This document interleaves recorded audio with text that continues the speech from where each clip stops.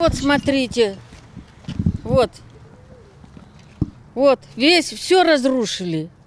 Председатель ТСЖ Старовского 22/1 Людмила Николаевна сравнивает, как было и что стало.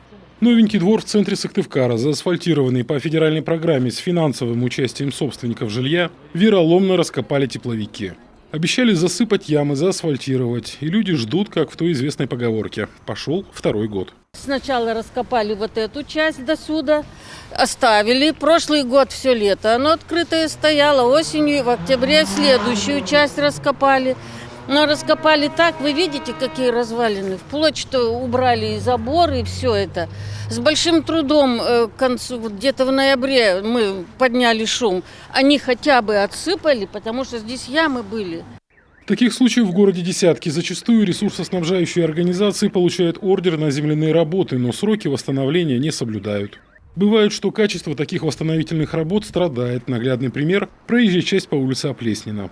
А в Нижнем Чове на улице Парижской коммуны, да, в Сыктывкаре есть и такая улица, земляные работы вообще проводили без ордера. Нарушения десятки. То есть мы с вами помним прошлый год, прошлое лето, когда у нас улицы стояли, движение было абсолютно парализовано, при том, что мы зачастую, давайте говорить открыто, часто не наблюдали активной деятельности. Это подстегнуло нас к анализу нормативной базы и изучению лучших практик иных субъектов, и в данном случае это переросло в законодательную инициативу. Хуже всего, когда трубы ресурсники начинают менять аккурат после дорожных работ, вспахивают свежий асфальт, оставляя после себя ямы.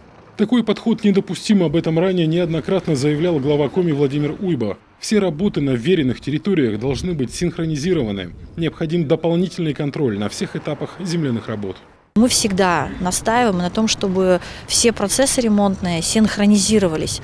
Абсолютно ненормальная ситуация, когда в рамках формирования комфортной городской среды мы добиваемся капитального ремонта большого количества объектов, и буквально на следующий год, либо в эту же зиму, этот объект просто уничтожается ремонтными работами. А все потому, что никакой ответственности за подобное вредительство законом республики не предусмотрено. Есть правила и запреты, но нет конкретных штрафов. Такую ситуацию давно пора менять. В мэрии Сыктывкара и депутаты вышли в Госсовет с инициативой о введении административной ответственности для нарушителей. Наша задача будет, самое главное, это чтобы этот закон действительно помогал нашим всем городам таких случаев, такого безобразия избегать. Да, вот это самое главное, что мы должны сделать. Поэтому мы, конечно же, будем с этим законопроектом работать и в рамках комиссии по административной ответственности, которая относится к нашему комитету по законодательству и местному самоуправлению. Дальше будем убеждать и депутатов и смотреть, чтобы действительно все законодательные нормы были применимы. В случае принятия закона Государственным советом Коми будут установлены административные штрафы. Для физических лиц от 3000 рублей, юридическим лицам подобная халатность и разгильдяйство могут стоить уже сотни тысяч.